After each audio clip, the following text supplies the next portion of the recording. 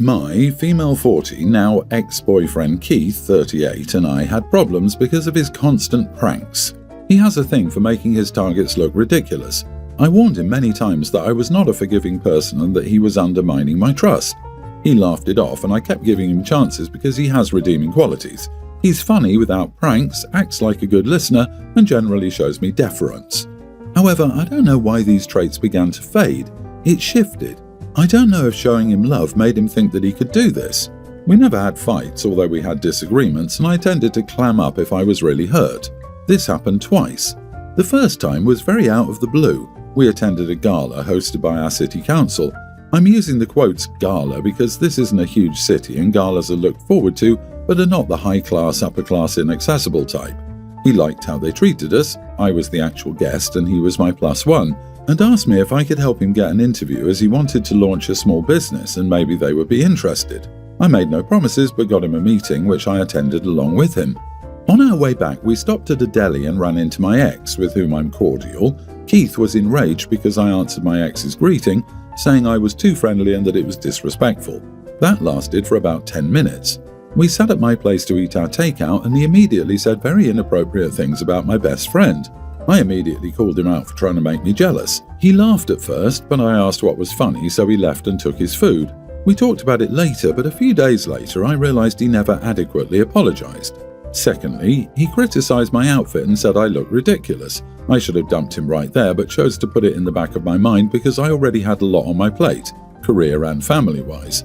I also hoped that we could go back to how things used to be. I could never shake off that feeling of being hurt, although we seem to have reached a very stable phase after that. He started with his pranking ways again. First, I caught him trying to hide the birthday cake that I got for my friend. Then, he hit the gas pedal a few times when I was about to get in his car. Last week, we were at his mother's house for his birthday party. Everything felt pretty normal until everyone got really quiet. It was just weird. I looked at him and he immediately took a knee. This was the worst feeling. First of all, we'd not reached the stage leading to an engagement. Second, I thought it was likely a prank, but I didn't know how to react. I don't know if he told everyone that he was about to propose and if they were quiet in honest anticipation, or if they knew, or maybe some of them knew. If he had been honest, I wouldn't have said no in front of his family, so I would probably had to say yes and then say no in private. If it was a prank, then he would have humiliated me in front of over 20 people. So I asked what he was doing and he said I was seeing him and that I knew. I said no, I didn't know, so he insisted. I said right, asked to see what was in the box and would react accordingly. The fact that he looked off, maybe realizing that he'd messed up, maybe wanting to double down but I'll never know, was a huge red flag. He opened the box and had a beer can tab in it. I told him off right there. I said that he took a knee to give out junk just like he tried to suck up to people to try and get them to sign up for his tacky, insignificant LLC so he could push his trash services that he hardly knows how to do. I also mentioned how he lost his job twice and said I fully understand why he couldn't afford a real ring. I asked him if he honestly saw me marrying a man-child. His family was offended. Some of them looked uncomfortable, but some of them acted like I went overboard. He tried to apologize, but I informed him to stick it where the sun don't shine, and that we were done. Needless to say, it was a crap show. I had no exit plan because I didn't know that I would have to walk out and I didn't have my car. So I had to walk with his cousins following me and to convince me that he didn't mean to hurt me and that it was dangerous to walk home alone. I had to walk for about 30 minutes to find an Uber available. I made a Facebook post explaining why I did what I did and that I couldn't see my future self with the scumbag. His brother's girlfriend and I have a good relationship. I find her to be very honest and reasonable. She reached out to check how I was doing and to let me know that neither she nor her boyfriend had anything to do with it and that I was right to be angry. She also said that while she's never gotten along with Keith, this is true, ousting him as a workforce failure in front of his family was too much and that his family was thrown off.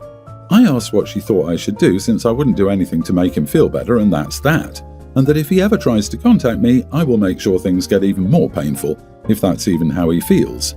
To be honest, I'm embarrassed. I stood up for myself, but I guess I went overboard and maybe I should have just turned around and walked away. Was I extra for this? Good for you, not the idiot. He wanted to humiliate you and you just Uno reversed him. They can all screw off. You told him not only to not prank you, but that you're not forgiving. He assumed the risk, messed around and found out. His family wouldn't have admonished him for humiliating you, so why do you owe any feelings of guilt? The prank was clearly designed to embarrass and disappoint you, playing off the idea that, as a woman, you should be thrilled by a proposal, when really it was just gross manipulation. You called him out on his behaviour, and while exposing his failings in front of his family might have been intense, you weren't wrong to stand up for yourself. He started it and he forgot the golden rule. Don't start none, won't be none. I think you did him a favour. If he doesn't grow up now, he never will. This is his chance to apologise to everyone and show true remorse by changing his life around. Anything else from you on the evening in question would make you a facilitator. Seriously, all she did was tell the truth about him. If the truth upsets them that much, maybe they should be looking at why he's such a useless idiot and question if maybe his constant pranks and crap are a sign of a bigger maturity problem. 38-year-old man, baby, and doesn't understand that pranks are only a prank if everyone laughs. Otherwise, it's bullying. Good riddance, I say. I'm 28 female getting married this year. Yay. And I went on my bachelorette party trip last weekend. The trip was to a cabin-type setting where we all stayed in the same house. I have 3 bridesmaids, but I also invited some friends to come along. Out of the group is my brother's girlfriend, 36 female, brother is 38, of 5 months, who isn't in the wedding party. She wasn't initially invited because I didn't know her well and they lived in another state. But my brother asked me to invite her as a favour to him. He said she's never been invited to a bachelorette and likely never would be. I have no idea why, this is just what he told me, and hoped she could have this experience. Since people would be paying their own way and the group wasn't large, I figured why not? She seemed nice enough. The problem is that she would insist on crocheting all the time during the weekend, even during our events and games. When I asked her to participate with us, she said she took time off for the trip and wanted to make the most of her vacation by catching up on her crochet projects, and that playing games and hanging out with my friends wasn't fun and she didn't want to waste her days off. All her words, not mine. To be clear, I don't care that she wants to crochet in general. Most of our activities ended after dinner anyway and we just hang out in the living room. I just asked her to save the crocheting for the night after the activities. My issue is that she was taking her crocheting with us to places like wine tasting, brunch, a museum tour, etc. It was disrespectful in my eyes because she insisted on coming, yet wouldn't participate in the activity. Honestly, I was bothered that she was crocheting when we played bridal games, but at least that was in our living room. The trip is over now, but apparently she was super peeved that I asked to limit her crocheting time, and my brother's been pestering me to apologise for ruining her trip. I don't think I should, because she shouldn't have come to a bachelorette party if she didn't want to do bachelorette-y things. But I also love my brother very much and I don't want this to come between us. I'm starting to doubt myself because his girlfriend sounds really annoyed with me. Am I the idiot? Edit, she was crocheting a throw blanket about the width of my arm span. That's what she was carrying with her to dinner, museums, wineries, etc. It wasn't some small thing the size of my palm. She also had the materials for the blanket with her, about 5 balls of yarn. I don't know what you call it, but each ball was about the size of a cantaloupe. We gave her the option to stay home. I told her I wouldn't be offended if this trip wasn't her style and she wanted to spend it crocheting, but she insisted on coming out with us to every single event. Even though my brother asked me to bring her, she admitted that she wanted to come and that she'd asked my brother to ask me. She doesn't have social anxiety, she just thought our activities were boring and a waste of her time. I overheard her calling my party a basic witch bachelorette, but I didn't want to confront her because I didn't want to cause drama. My biggest issue isn't that she wasn't giving me attention. I'm a grown adult and already thankful for the friends giving me love and joy during the weekend. I just thought it was super rude to crochet such a big project during group activities. She literally brought her blanket to a museum and crocheted during a private tour. You're not the idiot. As someone who's currently also crocheting a blanket, who the heck does that on vacation? On a bachelorette vacation? Who the heck brings a project that big to a museum? And a wine tasting? Dear Lord, she actually asked for the experience. This woman is out of touch with reality. Basic witch bachelorette. How the heck would she know if she's never been to one? You just found out why. Not the idiot, and the excessive crocheting in inappropriate places makes her the rude one on top of the insults. Next time she asks to be invited somewhere, tell her it's a basic witch-only event. I had a stepdaughter who did this during one of her visits. She was in her late teens. I had multiple other family members in town and spent a lot of time planning the events for the week. We had 2 middle schoolers at the time, and there were other children, both older and younger than her, extended family outings. Her yarn game was knitting, and it went everywhere. Zoos, theatres, restaurants, parks. Just walked around trying to carry a knitting bag and knitting pot holders everywhere we went. It was disruptive because she would drop a needle, change yard skeins, sit down and fiddle with everything holding things up. I thought I was going crazy until I realised it was totally passive-aggressive behaviour against us and was designed to draw attention to her. I completely understand your frustration and would explain to my brother that she was definitely not getting an invitation to the wedding. I'm a 22-year-old female and my boyfriend is a 29-year-old. I'm an only child, so I never had little kids around me growing up, and even though I have little cousins, I've just never been attached to kids like that. I was totally opposed to having kids because I just never liked them, but my boyfriend has helped me change my perspective a lot. I'm not closed to the idea of having kids anymore, but clearly in the distant future, as currently neither of us is ready for a new baby. My boyfriend's children are between the ages of a kindergartner and pre-tween. They're charming and funny, and I get along very well with them. Every day I strive to build a good relationship with them despite not being a child person. I currently live alone and I quite enjoy my space and freedom. I have plans to go to college, but I currently have 3 jobs and I'm definitely an outdoorsy person. My partner currently lives with his mother and grandmother, who help him with the children, but they're both moving to another state soon, and my boyfriend and I have talked about moving in together this year when my lease ends. Keep in mind that we've only been dating for 3 months so far, and at first it didn't seem like a bad idea until I started to realise that he expects a lot of things from me regarding the kids that I don't feel ready to assume, because so far I'm not against spending time with them and helping him out when he needs me to, but without being responsible for their daily well-being. And when I told him recently that I don't feel ready to be a mother and that I don't have my own kids because I'm literally not ready and I don't want that responsibility, he said, "So why are you with me knowing that I have 2 kids?" And on other occasions, when I mentioned that I never eat breakfast because I hate getting up early to cook since I'm always tired from work, he asked me something like, "So you wouldn't make breakfast for my children? Or what will you do when taking them to school?" That kind of thing made me realise that maybe moving in together is not a good idea, and it's too soon because I feel that he expects me to take on a responsibility for which I do not feel ready. So am I the idiot for not wanting to stop and change my lifestyle to play the role of mother to my boyfriend's children? Run. He doesn't want a girlfriend, he wants a bang nanny.